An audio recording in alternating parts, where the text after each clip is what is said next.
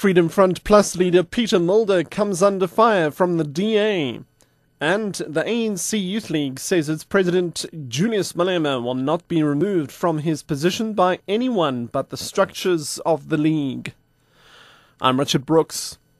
Freedom Front Plus leader Peter Mulder has come under fire from the DA for the view of South African history he expressed in Parliament yesterday. Discussing the merits of land redistribution, Mulder said there was proof that there was no Bantu-speaking people in the Western Cape and Northwestern Cape, making up 40% of South Africa's land, before the Europeans arrived there. DA National spokesperson Mamusi Maimane. Perhaps Mr. Mulder needs to be reminded about the real history of this country. The issue is not who was where first. The issue is that the 1913 Land Act, which reserved 87% of South Africa's landmass for a small minority.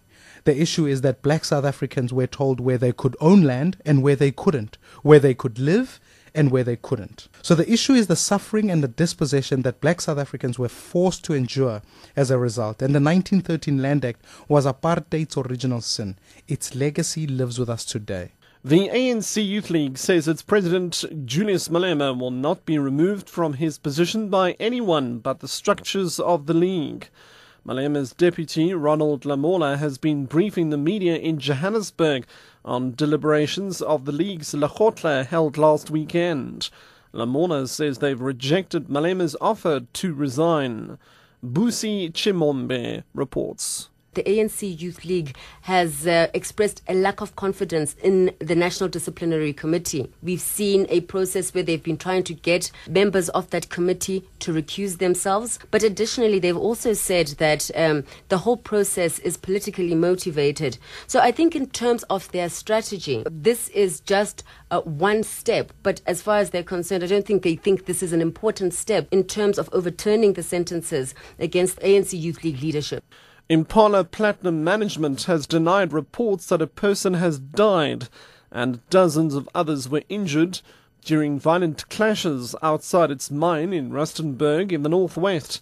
The clashes have been linked to recent labour issues at the mine, but Implats Management takes a different view.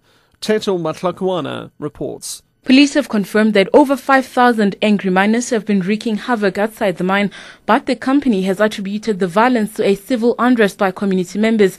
The mine recently dismissed over 17,000 workers who had taken part in the illegal strike and has agreed to rehire them after talks with the National Union of Mine Workers. Implats says they've rehired 6,000 workers. The employer and NUM have failed to end the action, and it's unclear what the miners demand from the company at this stage. Police in Rustenburg have deployed more officers to the area after a mobile station was set alight and a police officer was injured during the clashes. Teto Matlakwana, SABC News, Johannesburg. Nearly 50 children have been stung by a swarm of bees at a school in Tembison, Gauteng's East Rand. The children, aged between 2 and 7, were playing in the playground and an active beehive was apparently disturbed. ER24's Vanessa Jackson. When we arrived at the scene, there was fortunately only 48 students that had been stung, and they weren't too critical. Most of them had only sustained 1 or 2 stings. The children were all between the ages of 2 and 7, and 45 of them were transported to a local hospital for further assessment. But fortunately, they did not need to be admitted into hospital as there was no serious injuries.